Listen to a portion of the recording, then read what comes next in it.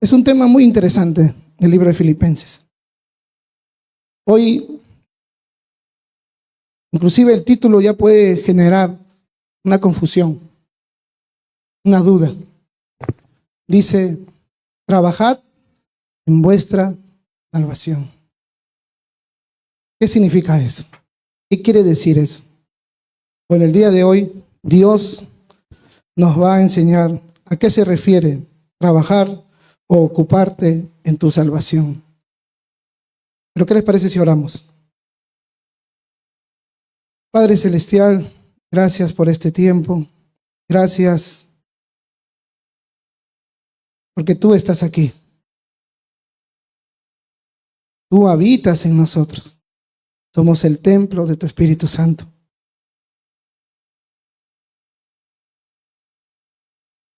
Señor, queremos que hoy nos hables, nos exhortes, nos animes. Señor, danos oídos para oír. Danos la humildad de poder recibir tu palabra. Y principalmente ayúdanos a ponerlo en práctica. Porque no hay bendición si no hay obediencia, Señor. Señor, lléname de tu Espíritu Santo y sé tú hablando por medio de mí. Gracias, Padre. Oramos en el nombre de tu Hijo Jesús. Amén.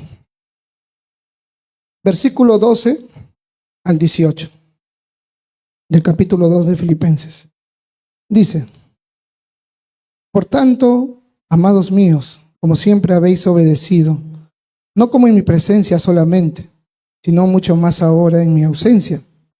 Ocupaos en vuestra salvación con temor y temblor, porque Dios es el que en vosotros produce el querer como el hacer por su buena voluntad.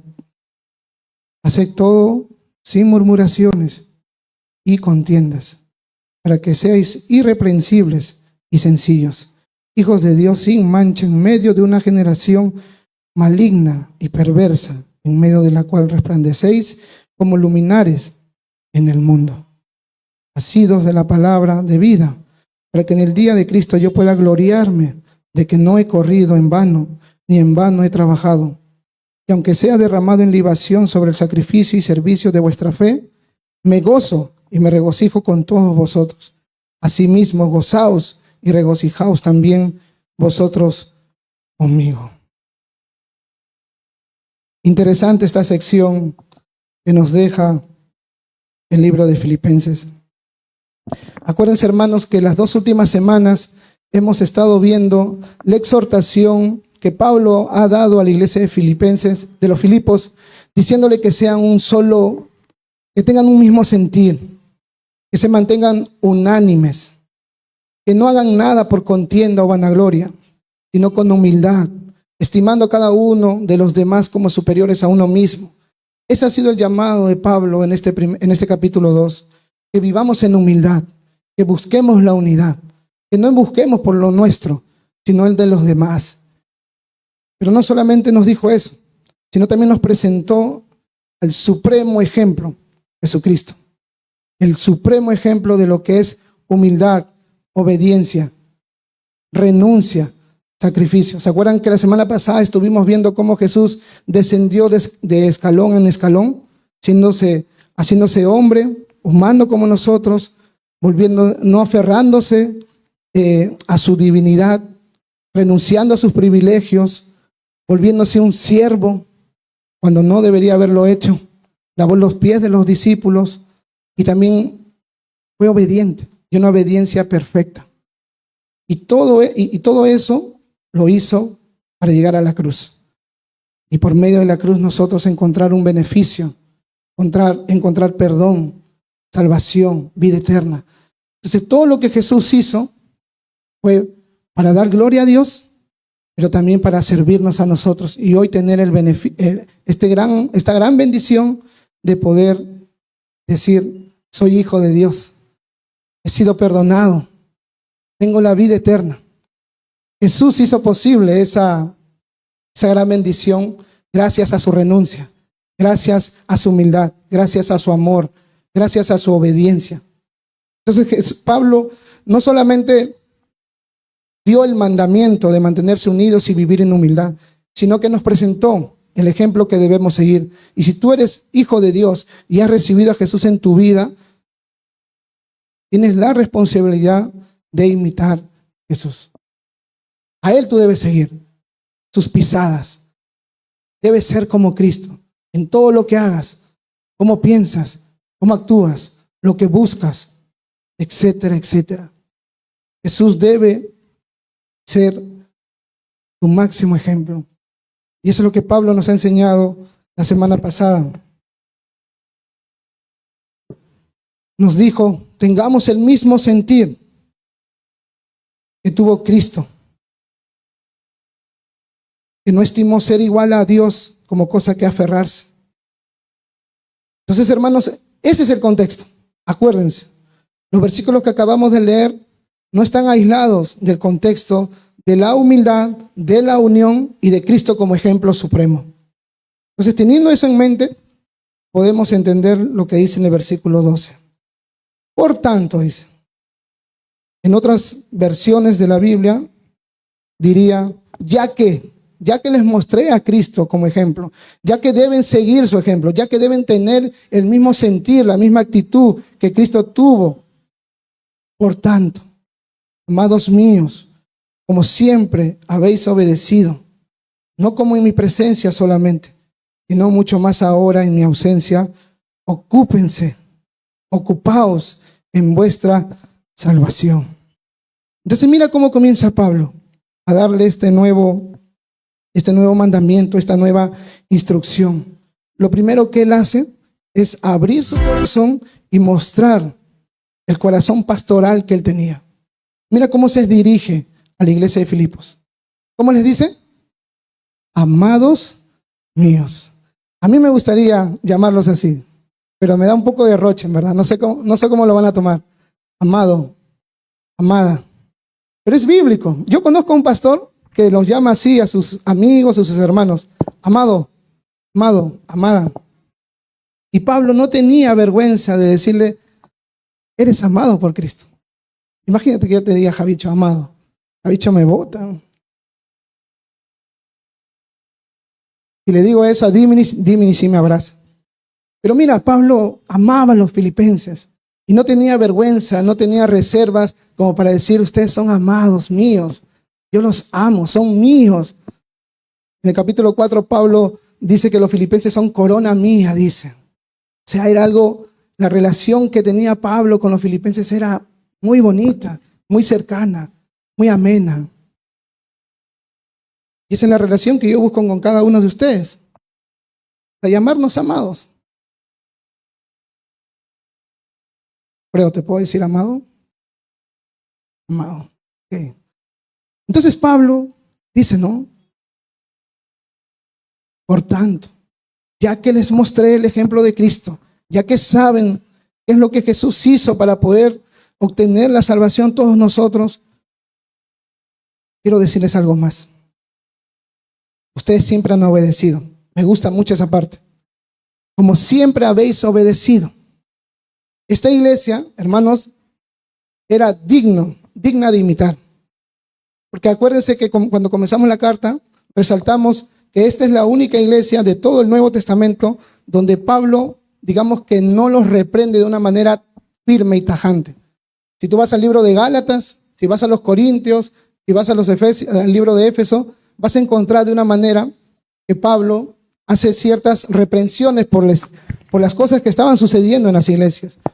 Pero en el caso de los filipenses, ellos eran una iglesia que se caracterizaba por la obediencia. Eran cristianos obedientes.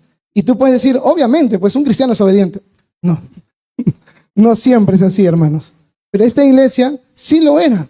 Por eso es que Pablo dice, siempre me habéis obedecido. A las instrucciones que yo les daba, a los mandatos que yo les daba, ustedes obedecían.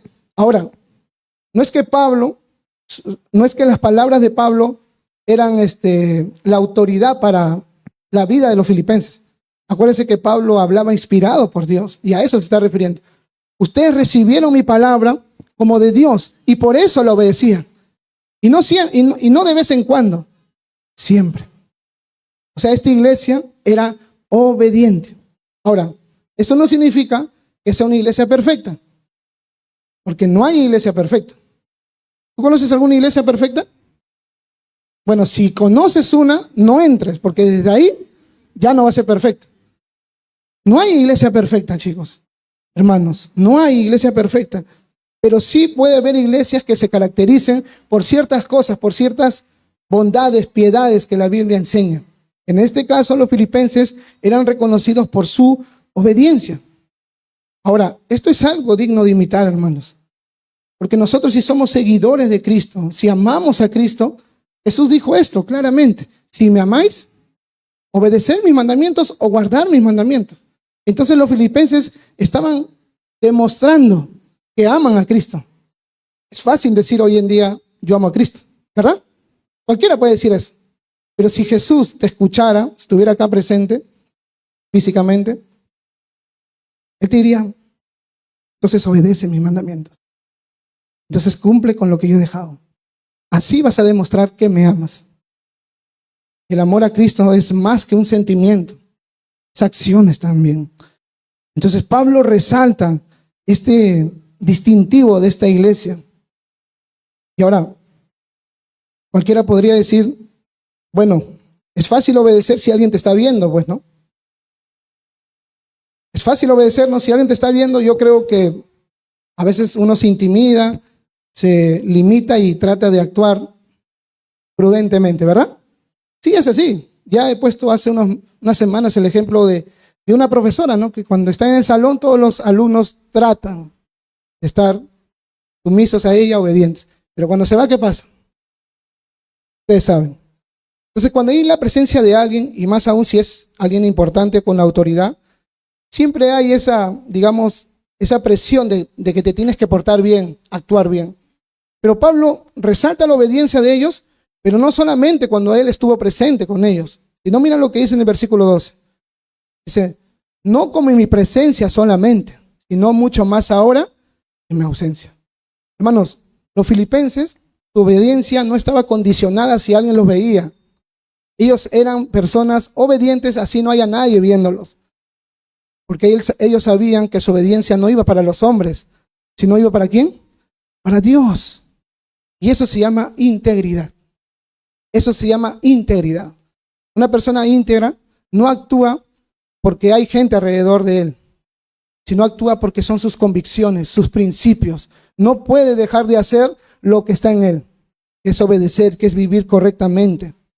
Entonces los filipenses no solo obedecían a Pablo o a lo que Pablo le enseñaba porque él estaba presente, sino también cuando él estaba ausente. Entonces eran personas que tenían claro las cosas, que querían crecer, que querían obedecer a Cristo. Pero como dije hace un momento, no existe iglesia perfecta. Obviamente que ellos también tenían sus debilidades, sus luchas, quizás no tan escandalosas como las demás iglesias de esa época, pero las tenían. Porque no es casualidad, hermanos, que Pablo haya iniciado este capítulo 2 diciendo, nada hagan por contienda o por vanagloria. Eso lo dice porque había este peligro, o porque quizás algunos estaban siendo tentados a tener una vida contenciosa y queriendo llamar la atención. Y es por eso que Pablo le pone el ejemplo de Cristo, para que puedan imitar a Cristo. No es casualidad, hermanos, de que Pablo haya hecho mención de estas cosas. ¿Y es por qué? Porque esta iglesia era propensa a la desunión. Y quiero darte un ejemplo de ello. Anda al capítulo 4, por favor. Versículo 2. Y si alguien me ayuda leyéndolo, sería genial, cosa que descanso.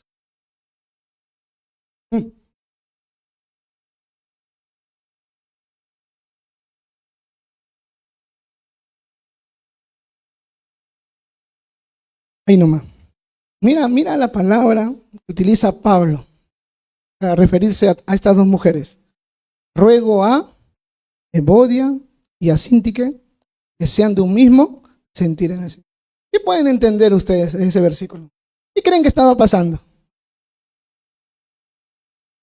Había una disensión, había una desunión, había algo que estaba provocando que no estén juntas, que no estén unidas, que no tengan el mismo sentir. Y Pablo, mira, me encanta el corazón de pastor de Pablo, porque él pudo haberles mandado. El Señor ha dicho que sean uno, y el Señor ha enseñado que deben perdonarse, y es un mandato, ¿verdad? Pero mira a Pablo cómo les pide que sean de un mismo sentir. Te ruego, te suplico, dejen sus diferencias a un lado y sean de un mismo sentir. Entonces esta iglesia no era perfecta. Hay un detalle ahí en ese versículo. No quiero decirlo porque no quiero que pienses que yo sé que ya Dana se dio cuenta. ¿Quiénes eran las personas que tenían los problemas? Mujeres, ¿no? Oh, casualidad. No, pero las mujeres de nuestra iglesia no son así. No. No, pero de otro lado, de la iglesia al frente. Entonces sí había un problema, sí había una discordia. La Biblia no dice exactamente cuál fue la causa de la división, de esa rencilla. Pero Pablo no se enfoca tanto en eso, sino se enfoca en lo que ellas están llamados a hacer, y es tener el mismo sentir. Y tener el mismo sentir, hermanos, no confundamos de que es pensar igual. No, yo puedo pensar distinto a ti, pero tener el mismo sentir es decir, ¿esto realmente vale la pena para yo dividirme con alguien? No. Entonces lo abrazo, pues. Lo abrazo. Por ejemplo, Juan me ha dicho que no le gusta el fútbol. Ya me lo puso claro. Ya me dijo. Y a mí me encanta el fútbol. Pero ahora Juan se ha vuelto mi amigo. Le he dicho que sea de Alianza, inclusive. Perdóname, Juan. Perdóname, Juan. Pero hay cosas secundarias, hermanos. El punto es, no me quiero desviar del tema. Es que sí, esta iglesia se caracterizaba por la obediencia, no solo en la presencia de Pablo, sino también cuando Pablo no estaba. Hacían caso a sus instrucciones, pero también tenían un pie cual cojeaban. Quizás no era la mayoría, pero Pablo, mira, acá no menciona que había discordia entre muchos miembros de la iglesia, sino menciona dos. Y es muy probable que ellas sean las que encabecen algunos grupos, o dos grupos, pues. Evodia un grupo y Síntique otro. O sea, había más personas. Y Pablo sabe las consecuencias que pueden provocar la desunión dentro de una iglesia. Y por eso es que le pide que limen las asperezas. Y para limar una aspereza, ¿qué se necesita? Humildad, amor y perdón. Si no hay esas tres cosas, es difícil cumplir con lo que Pablo les pidió a ellas dos. Por eso digo, hermanos, no es casualidad que Pablo haya enseñado o haya presentado a Jesús como el mayor ejemplo, porque este discurso que Pablo presentó hablando de Jesús, obviamente Evodia y Síntique lo iban a leer. Y si ellas se identificaban con Cristo, amaban a Cristo, ¿qué era lo que le tocaba hacer? Imitarlo. ¿Y imitar qué cosa es? Renunciar a tus privilegios, a veces a tus opiniones, para poder tener el mismo sentir. Entonces, hermanos, los filipenses eran obedientes, pero no eran perfectos. Pablo sabía que cualquier cristiano es propenso a relajarse, a no obedecer, a alejarse inclusive de las cosas de Dios. Y acá, en el versículo 12, al terminar, Pablo hace el llamado, el mandato de ocuparse en su salvación. Mira lo que dice. Ocupaos en vuestra salvación con temor y temblor. Es necesario que yo lea el versículo 13 también, porque no está desconectado de la idea principal del 12. Porque Dios es el que en vosotros produce así el querer como el hacer, por su buena voluntad. Está unido, hermano, no lo separemos. ¿Por qué digo que no lo separemos? Porque muchas personas han separado estos dos versículos y solamente se han enfocado en el ocúpate en tu salvación o en vuestra salvación con temor y temblor. Y han proyectado o han interpretado esta porción de la palabra diciendo de que el cristiano tiene que cuidar, resguardar su salvación. Y si no lo hace, ¿qué creen que va a pasar? Pierde su salvación. Así lo han entendido muchos. Que Pablo está diciendo, Filipenses, ustedes pueden perder su salvación. Ustedes se le puede quitar lo que Dios les dio en un momento. Así que preocúpense, ocúpense. Pero hermanos, el texto no está diciendo que cuides tu salvación. El texto no está diciendo que ganes tu salvación. Pero muchos lo entienden así. Algunos dicen, no, ese versículo está diciendo que yo me tengo que ganar mi salvación. Otros dicen, como lo dije al inicio, que puedes perder tu salvación. Otros creen de esa parte del versículo, creen que depende de ti conservar tu salvación y por eso te tienes que ocupar. ¿Y saben qué, hermanos? Yo no creo que es así, porque el contexto no está hablando de pérdida de salvación. ¿Cuál es el contexto principal de este capítulo 2? Humildad, renuncia, servicio, sacrificio, entrega. Ese es el contexto. Entonces, ocuparse en vuestra salvación significa esto. Trabajad. Ser diligente. No por ganar tu salvación, no por cuidar tu salvación, sino ya que eres salvo, te corresponde. Tienes el llamado a poder ocuparte, a vivir como una persona que es salva. Ocúpate.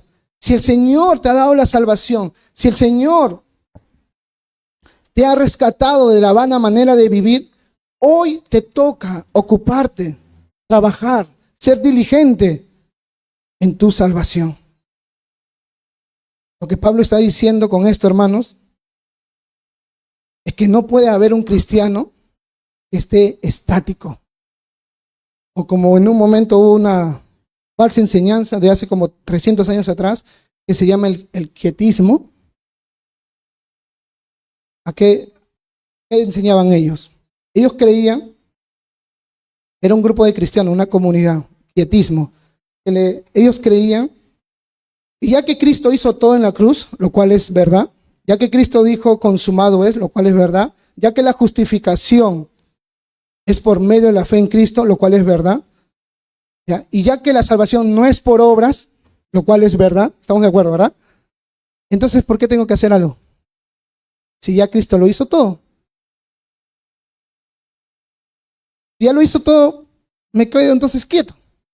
Y es más, ellos llevaron al extremo las obras que el hombre puede hacer, de que dijeron, mejor no hay que hacer nada, no hagamos nada, porque si no vamos a añadir algo a la salvación que Cristo solo merece la gloria. Miren la forma en cómo pensaron. Mejor me quedo quieto y no hago nada porque la salvación no es por obras. Y eso se llama quietismo. La persona que cree que como Cristo ya hizo todo, como eres salvo por gracia y no por obras, entonces ¿para qué voy a hacer algo? Me quedo sentado. No me ocupo en mi salvación. No hago nada. Solamente cumplo con las costumbres que todo cristiano hace. ¿Cuáles son? Venir a la iglesia, venir a la iglesia, venir a la iglesia, venir a la iglesia. Eso nomás. Pero no viven su cristianismo día a día en los lugares que se mueven.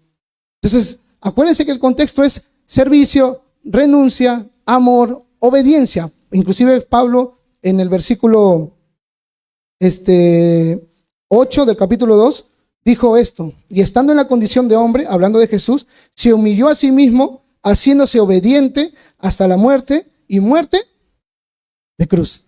Entonces Jesús también es nuestro ejemplo en obediencia. Y la obediencia lo llevó a humillarse. Y esa humillación lo llevó hasta la cruz. Hasta la cruz, hermanos. Entonces, ese es el contexto. Y ahora Pablo le está diciendo a los filipenses, chicos, no se relajen. No calienten los asientos de la iglesia. Ustedes necesitan ser activos, no activistas, activos. Es distinto activismo con activos. Entonces Pablo está llamando, está exhortando a la iglesia a que se ocupen, de que no se confundan o no crean de que como son salvos por gracia, por pura gracia, ahora ya no hago nada pues. Al final Cristo ya me salvó, me tiro en mi cama, me enfoco en mí mismo y no me preocupa porque la salvación es por gracia. Si alguien piensa así, está equivocado, muy equivocado. Y en el peor de los casos, hermanos, si hay alguien que piensa que la vida cristiana es quietud, es probable que ni siquiera sea cristiano. Es probable. Pero si tú pensabas que ser cristiano solamente es cumplir con venir a la iglesia, no es así. No es así. Eso es religión. Religión es cumplir, pues, con eso.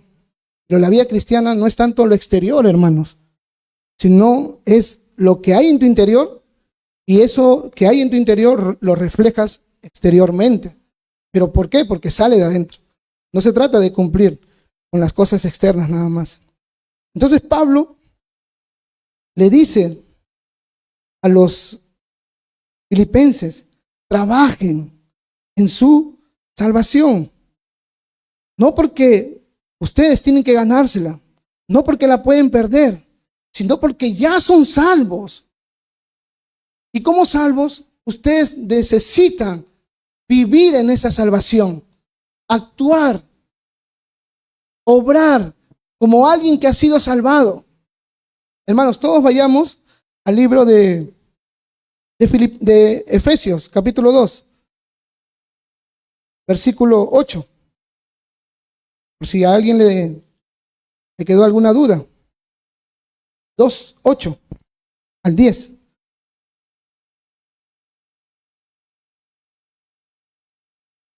Dice, Efesios capítulo 2, versículo 8. Mira lo que le dice Pablo a los cristianos de esta iglesia. Porque por gracia sois salvos por medio de la fe. Y esto no es de vosotros, pues es un don de Dios. No para que nadie se gloríe. Ahí dejémoslo. Es claro que la salvación es por pura gracia, hermanos. La salvación no es algo que tú te ganas. La salvación es algo que tú recibes. Es un regalo que Dios te ofrece, que le costó la vida de su Hijo Jesucristo. Y que si tú te arrepientes de tus pecados y crees en Jesucristo, en su sacrificio y en la resurrección, tú puedes recibir perdón de pecados y la salvación. Pero es un regalo, no es por obra.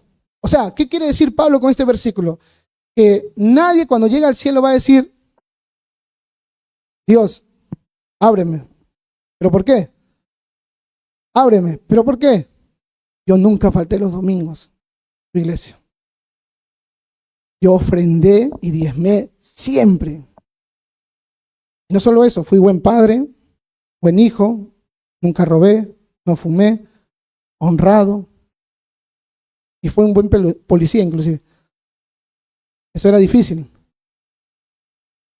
Yo merezco entrar al cielo.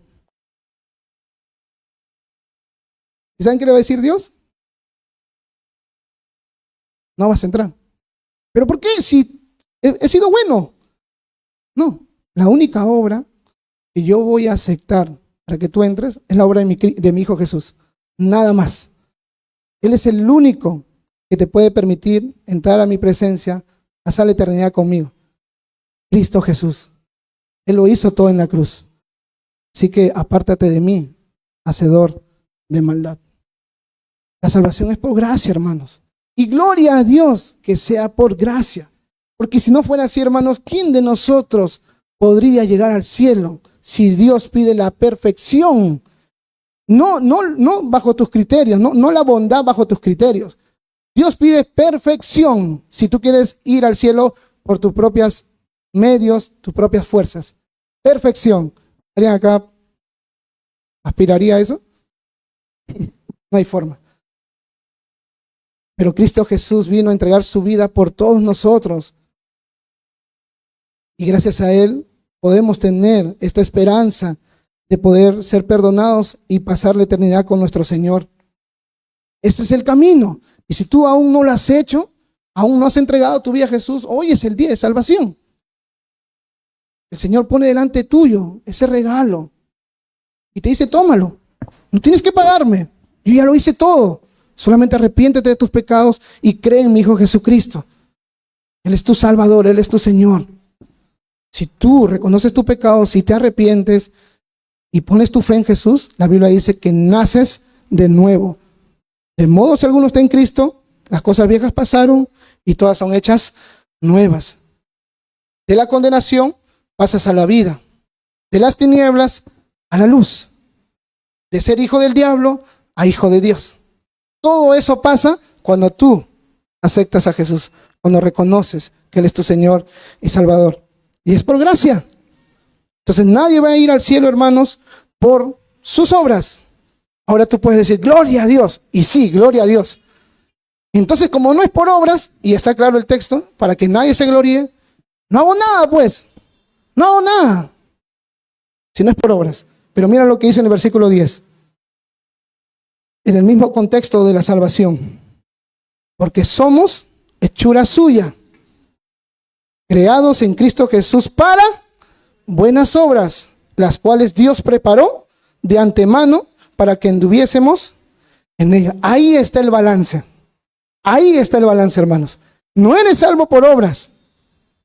Clarísimo. Pero sí has sido salvado para vivir en buenas obras. Repito. No eres salvo por buenas obras, que no hay forma inclusive que puedas cumplir con el estándar de Dios, pero sí has sido salvado para vivir haciendo buenas obras. Obras, como dice en el versículo 10, que Dios preparó de antemano para que anduviésemos en ella. Volvemos a Filipenses y podemos tener en claro que el ocuparse en la salvación o en vuestra salvación con temor y temblor no se está refiriendo a ganarte la salvación, porque si es ganarte, entonces ya no es gracia, es obra. Lo que Pablo está llamando acá es que los filipenses puedan vivir o tener una vida de santificación. ¿Y qué es santificación? Es que diariamente tú puedas estar creciendo a la medida y a la estatura de Cristo, que cada día busques intencionalmente parecerte más a Jesús. Eso significa ocuparte en tu salvación, que cada día busques parecerte más a aquella persona que te salvó, que en este caso es Cristo. No se trata de cuidar tu salvación y si no la cuidas, la pierdes. No es así, hermanos. Pero tengo que mencionar algo más.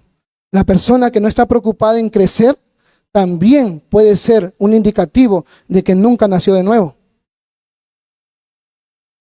sea, la persona que no está creciendo por años, no estoy hablando de un mes, porque hay etapas que todos como cristianos tenemos, ¿no? Desánimos.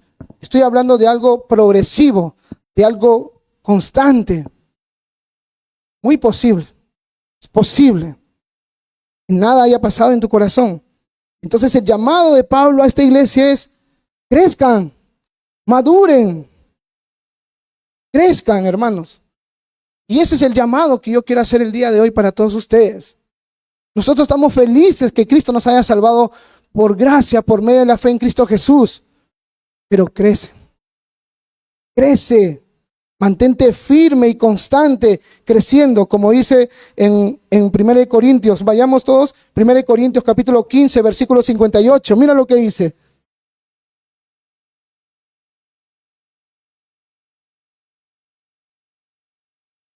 (15, 58). Así que amados hermanos míos, manténganse firmes y constantes, siempre creciendo en la obra del Señor, seguro seguros de que el trabajo que ustedes en el Señor no carece de sentido. Esto está en otra versión, lo voy a leer en la versión que está ahí. Así que, hermanos míos, amados, estad firmes y constantes, creciendo en la obra del Señor siempre, siempre. Mira, creciendo en la obra del Señor siempre, no cuando tú quieras, no de vez en cuando. No es una fiebre el crecimiento, es siempre, constantes, sabiendo que vuestro trabajo en el Señor no es en vano. Ese es el corazón de Dios para toda su iglesia, hermanos. Es que nos ocupemos de nuestro crecimiento, que busquemos diariamente madurar, cambiar, quitar esas cosas que tú sabes que están mal en tu vida. Si eres iracundo, quitarla. Si eres orgulloso, quitarla. Si estás, inclusive más adelante va a hablar de eso, pero si estás luchando con un pecado sexual, quitarlo. Crecer, crecer, crecer. 2 pasos adelante, 3 pasos adelante y quizás 1 atrás, porque caemos. La Biblia dice que el que dice que no ha pecado hace mentiroso a Dios. Sí tropezamos, pero como cristianos debemos anhelar siempre estar activos, constantemente creciendo, firmes, constantes. Siempre, siempre, acuérdate de eso, crecer siempre. Y quizás tú has tropezado estos últimos días o hace una semana y tú dices, no, ya no puedo seguir adelante, este pecado otra vez me está ahogando. Hermano, si eres hijo de Dios, levántate y sigue adelante. Porque hay gracia, porque hay misericordia, porque hay perdón. Ese es el deseo de Dios. Eso es lo que Dios busca, que como hijos de Dios crezcamos. Santificarnos. Mira lo que dice en 1 Tesalonicenses, capítulo, que lo tengo anotado.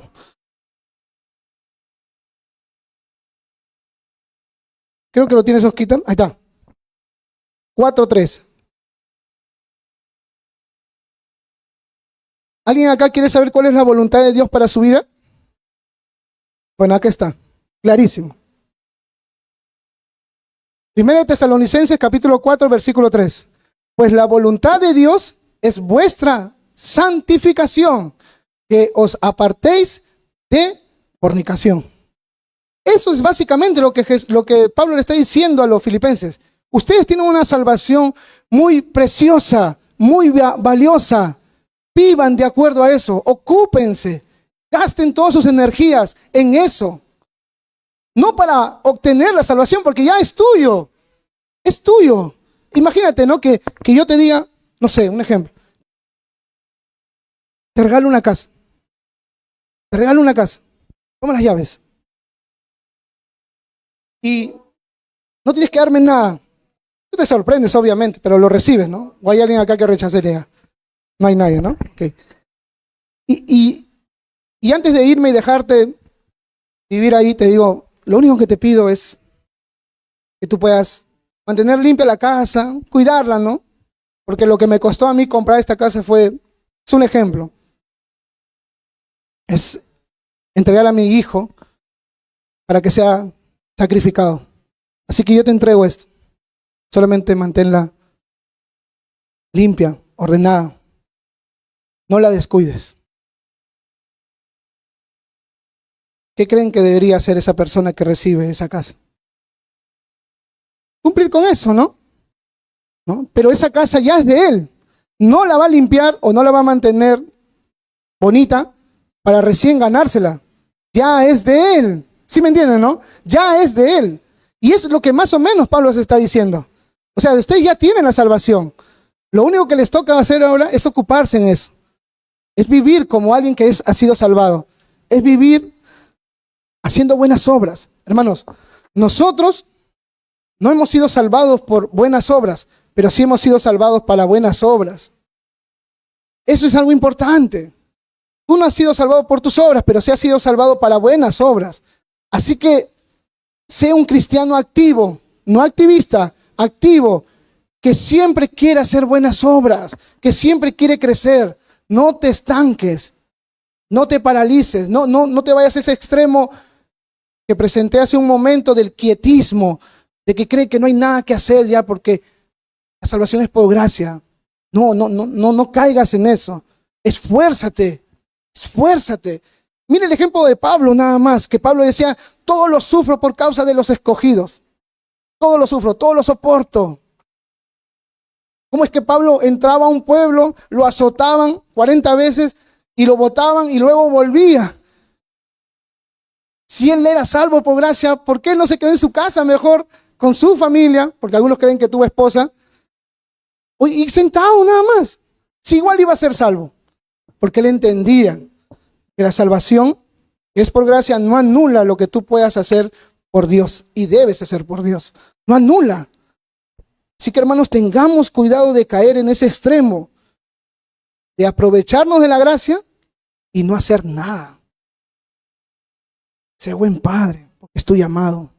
Sé buena esposa, sé buen hijo, sé buen trabajador. Sirve a los demás. Y algo más agrega Pablo, el versículo 12 al final. ¿Cuál es la actitud? ¿Cuál es la postura en el momento que nos ocupamos de nuestra salvación? Con temor y temblor. Y esto es algo sublime, hermanos. Porque lo que Pablo está diciendo es, ocúpense, trabajen en vuestra salvación, vuestra, ya es de ustedes, pero háganlo con temor y temblor. Y ahora tú puedes decir que tengo que estar temblando. No, que tengo que estar con pánico, que tengo que estar así asustado de que Dios me pueda castigar si no me ocupo de crecer en mi salvación. ¿A eso se está refiriendo Pablo? No, hermanos. Está hablando de un respeto y una reverencia hacia Dios. El temor de querer ofender a Dios por tu pecado, por tu forma de vivir. Pablo está diciendo eso. Toma en serio esto que te estoy mandando. Ocúpate en tu salvación, pero no lo tomes como algo relajado. Hazlo con temblor y temor. O sea, con seriedad, con reverencia, con respeto. Porque recuerda que este crecimiento, esta ocupación de tu salvación es para la gloria de Dios. O sea, lo que tú estás haciendo, si bien es cierto hay un beneficio para ti, pero todo lo estás haciendo para Dios. Entonces, sabiendo que lo estás haciendo para Dios, Pablo dice, hazlo con temblor, hazlo con temblor, hazlo con temor. O sea, no estás sirviendo a cualquier persona. Ahora, no estoy hablando de ese temor que te paraliza. La Biblia inclusive dice, el temor del hombre pone lazo, o sea, te paraliza. No, este temor más bien te debería activar, te debería energizar. Ese temor reverente debería decir, yo quiero hacer más por Dios. Algunos han confundido de que debemos tener miedo a Dios, de que Él tiene siempre su espada en la mano derecha y que siempre está lista para cortarnos el brazo, la pierna, cada vez que tropezamos. Pero hermanos, no es así. El temor, como dice la Biblia en Proverbios, el temor de Dios es el principio de la sabiduría. Y también hay otro proverbio que dice que el temor de Jehová te aparta del mal. Temer a Dios, reverenciarlo, respetarlo, considerarlo en todos tus caminos, en todas tus decisiones, en todo tu obrar, te va a llevar a alejarte del pecado, hermanos. De verdad. Y eso es lo que Pablo está transmitiendo a la iglesia. Esto no es algo a la ligera, esto no es algo relajado. Teme a Dios. Teme a Dios. Obviamente, va a haber una consecuencia si tú no te ocupas en tu salvación. Pero no es el propósito por el cual Pablo presenta esto, sino él quiere decirle que hay una seriedad, que hay algo que ellos deben considerar al momento de estar obrando. O sea, yo me imagino, hermanos, que el hombre tiene esta tendencia de que mientras está creciendo, está buscando del Señor, él puede pensar que todo se trata de él, porque al final la búsqueda de una manera está dirigida hacia él, para su crecimiento. Pero Pablo dice, no, con temor y temblor. ¿Pero temor y temblor a quién? A Dios. Porque Dios es el que te dio esa salvación. Entonces, hermanos, reverenciemos a Dios, temamos a Dios, pero ese temor santo, ese temor que te impulsa a decir, yo no voy a hacer esto porque amo a Dios y yo no quiero ofender su corazón. O como dice en otro pasaje de la Biblia, no contristes al Espíritu Santo. Pero ¿qué es lo que te va a llevar a no contristar al Espíritu Santo, a no ponerlo triste? Cuando tú temes, cuando entiendes la seriedad de poder ocuparte en tu salvación. Ahora, uno de nosotros puede decir, Víctor, pastor, ya lo entendí. Entonces tengo que esforzarme, tengo que sacrificarme. Todo se trata de mí, ¿no? O sea, todo depende de mi empeño, de cuántas ganas le puedo meter. Yo te voy a decir que sí, pero a la vez no. ¿Y por qué? Mira lo que dice el versículo 3. Como dije, está conectado. Porque Dios, nuestro Dios, es el que en vosotros produce así el querer como el hacer por su buena voluntad, o como dicen otras traducciones, para que se cumpla su voluntad. Y acá viene una paradoja. Porque por un lado, Pablo dice, ocúpate, trabaja, chambea, sé activo, crece, madura, busca del Señor. Para eso ha sido llamado. Anda en buenas obras, esas obras que Dios ha preparado de antemano. Y ahora Pablo dice, Dios pone en vosotros el querer como el hacer. Y esa es una paradoja, hermanos. Porque lo que está diciendo Pablo es de que tú no vas a poder hacer lo que te está pidiendo si Dios no pone el querer y el hacer en tu corazón. No hay forma. O sea, para que tú puedas dar el paso, primero Dios tuvo que dar el primer paso. Eso es lo que está diciendo Pablo. Dios es el que pone, el que produce en ustedes el querer, el deseo de querer hacerlo. ¿Qué cosa? De obedecer a Dios, de cumplir sus mandamientos, de crecer, de madurar. Ese deseo que tú puedas tener, Pablo está diciendo, Dios te lo ha puesto. Pero no solamente tienes el deseo, también Dios te da la energía, el poder de hacerlo. Y ahí entra la paradoja, hermanos. Entonces dices, entonces yo no me esfuerzo. Sí te tienes que esforzar. Porque Dios te va a poner esos impulsos, ese poder, para que tú avances. Esa pequeña voz que muchos de ustedes que son creyentes, o la mayoría, o todos voy a decir, han sentido en algunos momentos cuando Dios los ha dirigido a tener que hacer ciertas cosas simples. Ya no seas renegón. Tú luchas contigo. Esa pequeña voz o ese sentir que tienes tú de no querer ser renegón, ese es el deseo que Dios está poniendo en ti. Pero no te deja solo para que tú lo ejecutes. También te pone el hacer. O sea, Dios provee todo. Hermano, esto es increíble. Dios provee todo lo que tú necesitas para obedecerlo. Eso es lo que está diciendo. Dios te da todo lo que tú necesitas para que puedas cumplir con lo que te está diciendo que hagas. Y eso a mí me encanta, porque al final, toda la gloria, ¿quién se la llevaría? Dios. Dios, hermanos. Entonces, pero tengamos cuidado con eso. Primero me dices que yo lo haga, y ahora me dices que Dios es el que lo tiene que hacer para yo hacerlo. ¿Cómo es eso? Yo te voy a decir algo. No entiendo tampoco cómo funciona eso de ahí. Lo que yo sé es que tú te tienes que ocupar, pero tienes que entender que esos deseos, esos impulsos, esa energía, ese poder que tienes al momento de obedecer es porque Dios ha puesto en ti el querer como el hacer. El querer como el hacer, el deseo de querer cumplir sus mandamientos. Por eso es que Jesús dijo esto. Apartados de mí, nada pueden hacer. Ahora podemos entender, ¿verdad? ¿Por qué Jesús dijo eso? Porque de Él fluye todo. Él es la fuente de poder. Y nada de lo que tú quieras hacer para Dios vas a poder hacerlo si te apartas de la vid, que es Cristo. Yo soy la vid, ustedes los pámpanos. El que permanece en mí, dice, este lleva mucho fruto. Pero apartados de mí, nada pueden hacer. Eso es lo que Pablo está diciendo acá.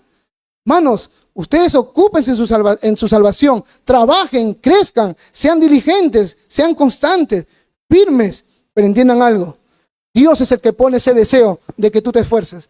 Dios es el que pone ese deseo de que tú puedas buscar el crecimiento. Es increíble, hermano. Y yo te digo algo.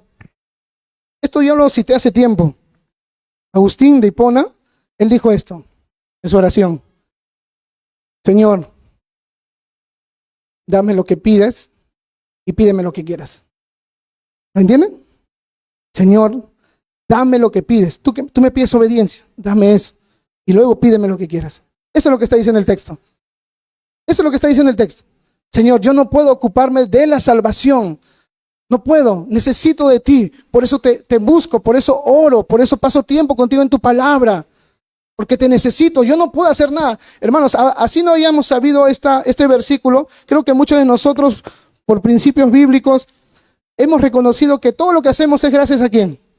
A Dios. O sea, ya está en nosotros esa verdad. Pero la Biblia también lo manifiesta, que es una revelación que Dios dio. Yo pongo en ti el querer como el hacer. Así que cada vez que tú sientas o haya algún impulso dentro tuyo que te dice obedece, cambia, haz esto, deja lo otro, ¿ya? Obedece. Pero también tengo que ser honesto. Hay muchos cristianos verdaderos que aún teniendo este deseo y este hacer, se resisten, luchan contra Dios y no quieren.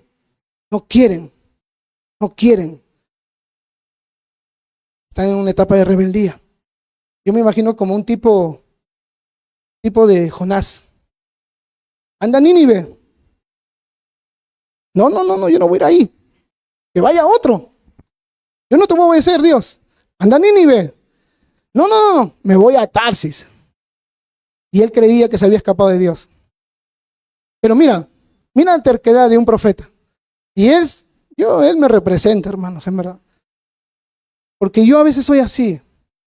Dios me da todo lo que yo necesito para poder cumplir con su voluntad. Y sin embargo yo digo, no, ahora no, más adelante. Es difícil. Quizás tú te identificas conmigo. ¿Cuántas veces no has obedecido lo que Dios te ha mandado a hacer, poniéndote ese deseo? Compártele la palabra a esta persona que está delante tuyo. Oh, qué roche. ¿Y Dios te lo ha puesto? Tienes que hacerlo, hermano. Ayuda a esta persona, está padeciendo económicamente. No puedo hacerlo. Sé generoso. Resistes. Ama a tu esposa como Cristo amó a la iglesia. No, pero si la conocieras, Dios. Sométete a tu esposo. Como te sometes a Cristo. Ay, Señor, Cristo es una cosa, pero mi esposo es otra. Dios pone en ti el querer como el hacer, hermanos. ¿Qué tal privilegio, hermanos? Imagínate que Dios nos pide que hagamos muchas cosas y te diga, tú resuélvelo, tú encárgate, es tu problema. Imagínate, todos fracasaríamos, hermanos, todos fracasaríamos.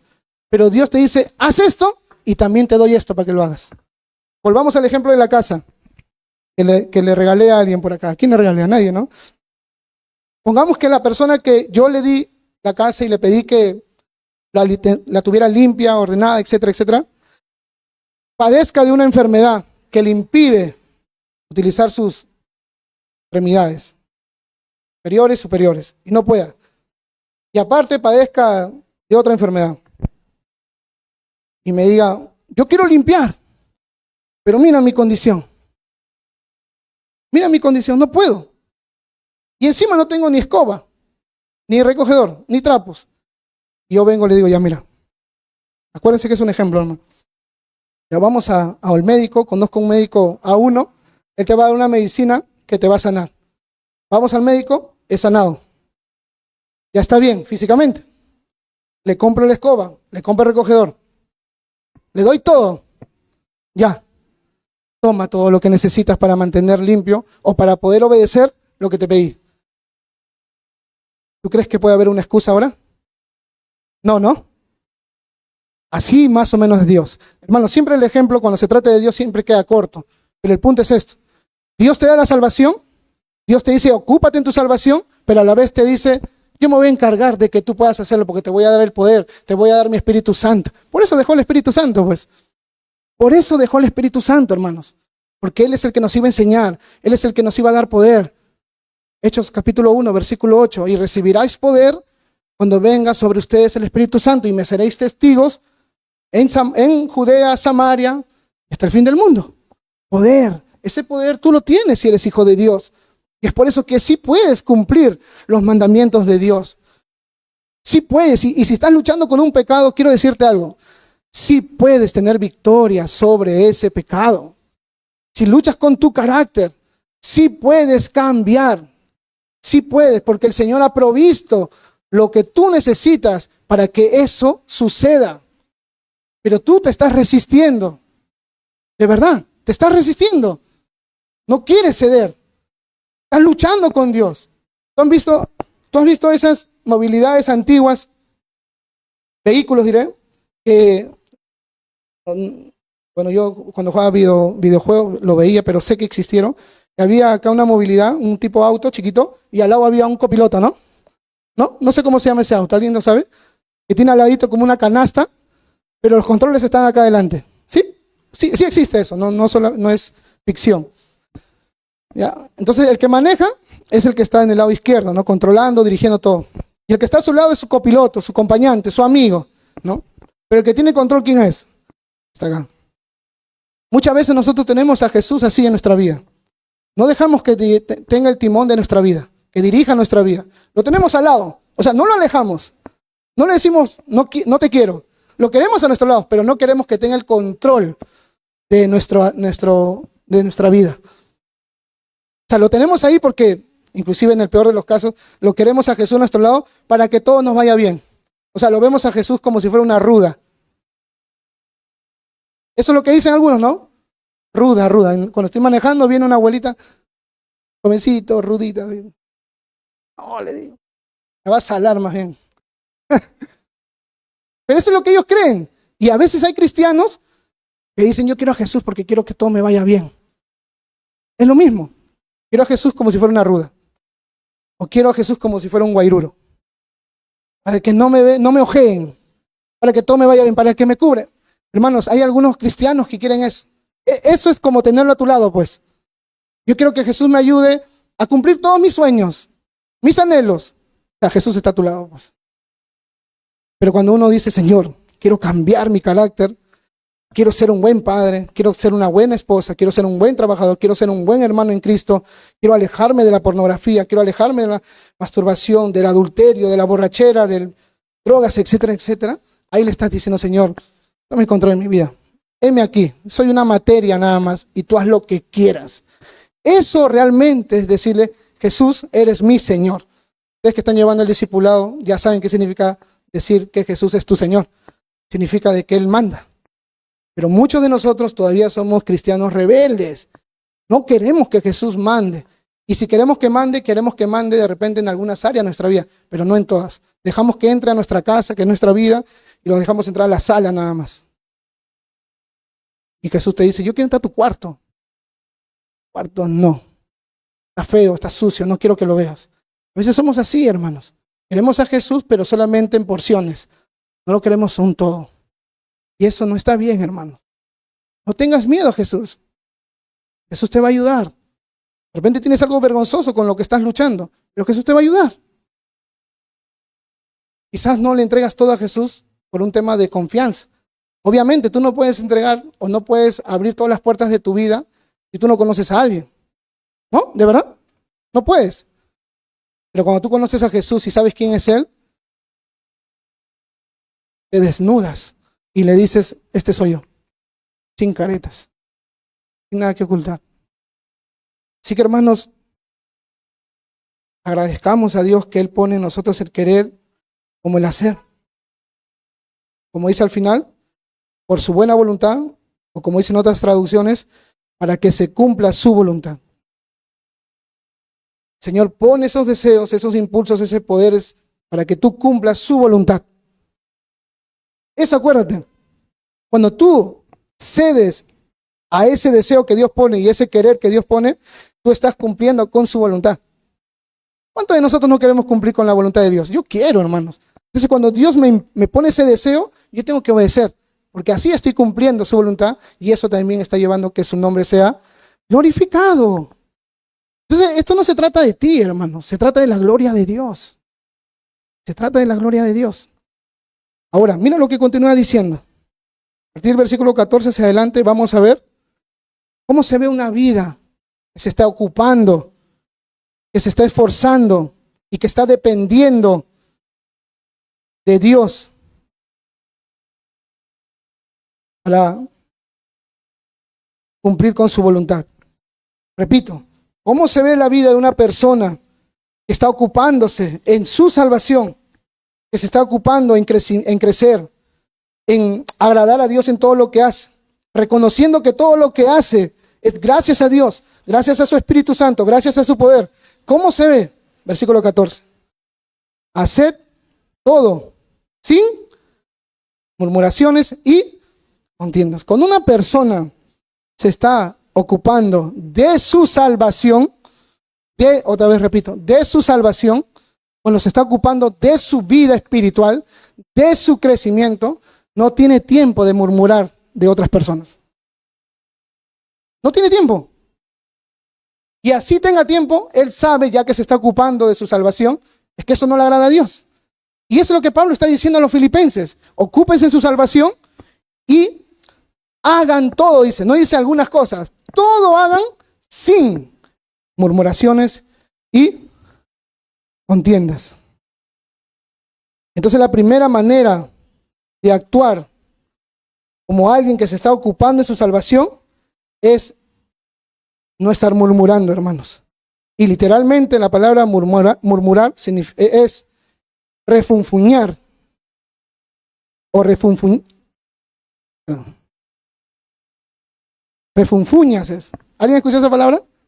Juan, yo creo que sí. Juan es el rabí. Refunfuñas.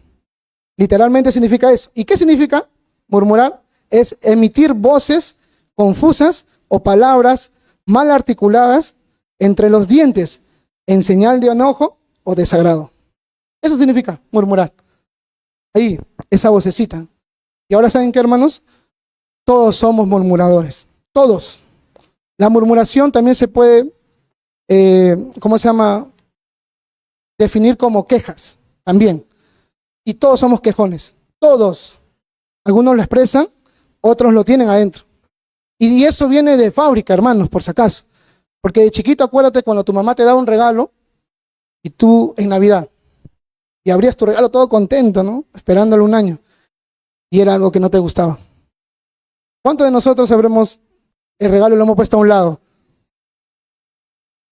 Y si no lo has puesto a tu lado, ya en tu corazón estaba un año para esto. Somos quejones. Y aún hasta ahora, cuando alguien nos manda a hacer algo o alguien nos pide algo, mientras te estás yendo, ¿qué dijiste? Nada. Así somos, hermanos. Cuando tu jefe te dice, hoy día te quedas media hora más. Somos así, hermanos. Y eso inclusive lo aplicamos cuando Dios nos pide algo. ¿Cómo es eso? Sí, cuando Dios te pide algo también los cristianos murmuran. Deja de hacer esto. Apártate de esto. Señor, pero déjalo. Acuérdense nomás de la historia del pueblo de Israel cuando salieron de Egipto. Lo hemos estado viendo recién en Éxodo. El Señor había provisto alimentos, había provisto agua. ¿Y qué era lo que el pueblo de Dios hizo? Comenzó a murmurar, a quejarse por causa de eso, de la murmuración, de la queja, de no estar contento con lo que tenían, con la voluntad de Dios, porque Dios quería darle, hermanos, maná, codornices y agua. De repente ellos querían manjares, pues. Pero la voluntad de Dios era darle eso y era suficiente. Ahora entiendo por qué la Biblia dice dice, estemos contentos con lo que tenemos. Porque lo que tenemos es lo que Dios quiere para tu vida, en verdad, hermanos. Pero ellos no estaban contentos y eso lo llevó a murmurar contra Moisés. Y murmurar contra Moisés es murmurar contra Dios. ¿Y sabes cuál fue la consecuencia de esa murmuración? No entraron a la tierra prometida. Pagaron 40 años en el desierto por la murmuración. Ahora, yo he mencionado que la murmuración es algo que está en nosotros. Es algo que viene de fábrica. Y el problema con esto es que muchas veces lo vemos como algo normal, hermanos. Lo vemos como algo normal. Y si lo consideramos malo, no lo ponemos en una categoría de un pecado grave. Lo decimos como, bueno, una chiquita, fue algo pequeño. Así somos. Pero mira lo que le costó a los israelitas o a los hebreos murmurar contra Dios. No estar contento con la forma en cómo Dios estaba proveyendo para su vida. Le cortó la bendición y no los dejó entrar en la tierra prometida. Ahora, sabemos que hubo unas excepciones, ¿no? Caleb, Josué y Aarón. Y quizás algunos más se me pasan. Literalmente no fueron todos, pero la mayoría no entró, hermanos. ¿Por qué? Murmurar. Entonces tengamos cuidado con este pecado. Es pecado que tú llegues a tu casa, que tú salgas de la iglesia o que estés en tu trabajo hablando mal de alguien, hablando en secreto de alguien. No, pero es mi esposo, es mi esposa, no son mis hijos, no es mi mejor amiga, nadie más se va a enterar. No, hermanos, por más que esté en nosotros esa tendencia a siempre quejarnos y a murmurar, eso es pecado. La persona que está murmurando de alguien que no está presente, ¿ya?, es algo que a Dios no le agrada. No le agrada, hermanos. Pero como repito, está tan normalizado en nuestra vida que muchas veces no lo consideramos pecado. ¿Quién, permíteme hacer esto, quién de nosotros se arrepiente por hacer ese tipo de muecas o rechinar los dientes cuando te piden o haces algo, cuando te piden que hagas algo que no te agrada, o cuando te dicen que han tomado una decisión y a ti no te parece? ¿Cuántos de nosotros hemos pedido perdón por eso? Hermanos, tengamos cuidado con este pecado. Ahora, Pablo, ¿por qué lo menciona? ¿Por qué Pablo hace mención de que hagan todo sin murmuración y contienda? Porque el cristiano es propenso a eso. Porque los filipenses podían caer en eso. ¿Y Pablo qué estaba buscando desde el capítulo 2? ¿Qué estaba buscando? Unión. Y la murmuración, hermanos, ¿qué crees que va a provocar? División. División. División. Entonces tengamos cuidado de hablar en secreto de alguien que conoces. Tengamos cuidado de comenzar a juzgarlo sin estar presente. Eso no es algo que a Dios le agrada. Dios condena la murmuración. Y hay que cuidarnos todos nosotros, hermanos. Todos nosotros hay que cuidarnos de eso. Porque yo puedo caer. De verdad que puedo caer. Y ustedes también. Y si nosotros normalizamos este pecado, en menos de un año, todos estamos divididos por murmurar. No, pero lo que estoy hablando es cierto, yo lo comprobé. Igual no te da derecho. Por más que la persona esté equivocada, tú no puedes hablar de un tercero. Entonces, ¿qué hago? La Biblia lo dice. Si alguno es sorprendido en alguna falta, ustedes que son espirituales, restáurenlo. Y si no te quedas conforme con eso, lo que dijo Jesús: si ves a tu hermano pecar, acércate y háblale. No, es que es difícil hablar con esa persona. Sí, pero entonces si no puedes, no hables con otra, pues. ¿Está bien? No hables con otro, no le cuentes lo que está pasando. No, es que quiero orar por él. Es que quiero orar por él, porque el Señor les abra los ojos. No te corresponde eso. Y también dice, ni lo hagamos con contiendas. Déjame decir esto, hablando de la murmuración. La murmuración es un pecado que apaga el Espíritu de Dios. Dios o Pablo no está buscando que los filipenses solamente tengan una obediencia externa, hermanos, sino que sea una obediencia que nazca del corazón. Y la murmuración, hermanos, es algo que sale del corazón. Es algo que sale del corazón. O sea, no, tú puedes ser muy obediente externamente, pero si tú murmuras, estás mostrando lo que hay en tu corazón. Entonces eso es muy, muy importante. Y hablando de las contiendas, significa discusiones. Y esta es la segunda regla o la segunda cosa que se ve en la vida de una persona que se está ocupando en su salvación, que se está santificando día a día, que está creciendo. es una persona que no está metiéndose en discusiones, que no vive en contiendas. Y también inclusive esta persona puede discutir con el mismo Dios por las condiciones que Dios le ha permitido que viva como cristiano. Uno puede pelear con Dios. El libro de Nahum, por ejemplo, es un ejemplo de eso. Señor, ¿por qué pasan cosas malas? ¿Pero por qué? Nosotros nos podemos quejar a veces de las circunstancias que estamos viviendo. Pero Señor, explícame, no me parece. Y la persona que murmura y que es constantemente contenciosa es aquella persona que no confía en Dios. ¿Cómo es eso? La persona que murmura y que constantemente está discutiendo o está viviendo de contienda en contienda por cosas que no le parecen a él, es alguien que no confía en Dios. ¿Cómo es eso? Todos sabemos que Dios está en control de todo, ¿verdad? Todo. Cosas buenas y cosas malas, ¿verdad? Dios está en control de todo. Y si Dios ha permitido algo en tu vida que llegue, inclusive malo, es porque Dios está permitiéndolo. Cuando tú te quejas de esa circunstancia, de esa situación, estás diciéndole, Señor, a mí no me parece cómo tú estás trabajando. A mí no me parece que en mi trabajo hayan decidido esto. Pero Dios está en control de todo, pues. A menos que tú creas que Dios no es soberano y que los hombres no están bajo el control de Dios.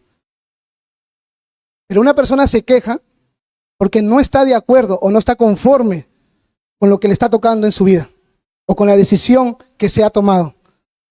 Pero si Dios está en control de todo, Dios está permitiendo eso. Y si uno lo ve de esa manera, hermanos, cierra su boca y ya no habla.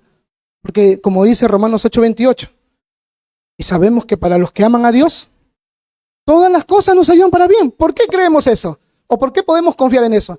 Porque creemos que Dios es soberano y que Dios está en control de todo, inclusive de esas cosas que no te gustan. Entonces, si el Señor ha permitido eso, es porque tiene un propósito. Pero no me gusta. Bueno, de repente no te gusta, pero no te quejes, no cuestiones. Porque el Señor está en control de todo. Si no, mira la vida de José. Desde el día 1 que fue vendido por sus hermanos o fue tirado a este pozo y luego vendido. Desde ese día él tenía muchas razones para quejarse, ¿sí o no? ¿Verdad? Sí, ¿no es cierto? Mis hermanos me hicieron bullying, me odian, etcétera, etcétera. Ya no valgo para nada, inclusive se podía suicidar. Podía entrar en una condición de depresión. Llega a Egipto, que ya era algo malo para cualquier hebreo, salirse de su familia, y encima la esposa de Potifar lo calumnia diciendo que quería acostarse con él. ¿Y qué sucedió? Se fue a la cárcel. Otra cosa más. ¿Verdad? Ya había sido vendido por su hermano, que era algo horrible. Ahora llega a Egipto, lo calumnian y lo llevan a la cárcel. Y en la cárcel conoce al panadero y al copero, donde se hace sus amigos y le revela su sueño a los dos. Y luego le dice a uno de ellos, que si no me equivoco fue el copero, le dijo, acuérdate de mí cuando estés otra vez en tu puesto, ¿no? ¿Y usted cree que se acordó? 2 años pasaron aproximadamente. Y él seguía en la cárcel. ¿Y saben por qué fue a la cárcel? Por algo que no había hecho. Razones para quejarse. Y ustedes saben la historia, que José al final se volvió el segundo hombre más importante de ese tiempo, del mundo, gobernador de Egipto. Y llega a sus hermanos, los que fueron los causantes de todo su sufrimiento. ¿Qué creen que José dijo cuando tuvo el encuentro con sus hermanos? Ustedes me hicieron mal, pero Dios lo ha encaminado para bien. Eso es confiar en Dios, sea lo que sea que esté pasando en tu vida. Él pudo haber dicho en cada etapa mala que pasó, Señor, eres malo, pero él no se quejó, porque la Biblia no lo registra. ¿Pudo haber llorado? Sí, es válido llorar, pero él no se quejó. ¿Por qué? Porque él sabía que Dios estaba en control de todo. Él estaba orquestando todo. Él tenía los hilos de su vida. Y es por eso que cuando llega el momento que se encuentra con sus hermanos, y sus hermanos llegaron para poder tener alimentos que por medio de eso tenían que vivir para vivir, él dijo, wow, ahora entiendo. Ahora la tengo más claro. El Señor hizo todo esto o permitió que yo pasara todo esto para yo poder conservar al mundo y pueda estar con vida mi pueblo, mi familia. Ahora, hermanos, ¿de dónde iba a venir Jesús? De las 12 tribus de Israel. Y ellos eran los hermanos de José. Dios estaba en control de todo. Entonces, cuando alguien murmura o se queja de algo que no le gusta, o una decisión que se ha tomado, está diciendo Dios, yo no creo que tú estés en control de esto. Pero al que confía realmente en Dios dice, Señor, es un poquito extraño, pero yo sé que tú estás obrando. Yo sé que tú estás obrando. Eso es vivir confiando plenamente en Dios. Y bueno, por temas de tiempo ya no vamos a seguir, hermanos, pero solamente quiero decirles esto. Ocúpense de su salvación. El Señor les ha dado un regalo preciado que le costó la sangre, la vida de su Hijo. Pero ahora tu llamado es andar en esas buenas obras que Él preparó de antemano. Y esas obras están en la Escritura. Ahí nos dicen qué es lo que tenemos que hacer. Esfuérzate, sé constante, busca crecer intencionalmente día a día. Y como dice el versículo 12, hazlo con temor y temblor, con seriedad, con reverencia, sabiendo que todo lo que estás haciendo es para Dios. Pero también recuerda algo, que si no estás conectado a la vid, que es Cristo, que es Dios, no vas a poder hacer nada. Tú necesitas pasar tiempo con Dios. Tú necesitas tener tu tiempo en comunión con Dios para que el Señor pueda poner en ti el querer como el hacer. Porque si no tienes eso, no puedes vivir la vida cristiana que Él te demanda. Entiende eso. Y otra cosa más quiero decirte, de que si tú has creído de que ser cristiano es solamente venir los domingos y nada más, te equivocaste. No es así. El cristianismo, hermanos, es como tú vives afuera. Acá todos tenemos alitas de ángel, pero afuera realmente nos vamos a mostrar cómo somos. Así que ocúpate, trabaja constantemente por tu salvación, no para ganarla, porque ya la tienes, sino hazlo porque ya eres salvo. Y lo último es, no murmures de nadie, hermanos.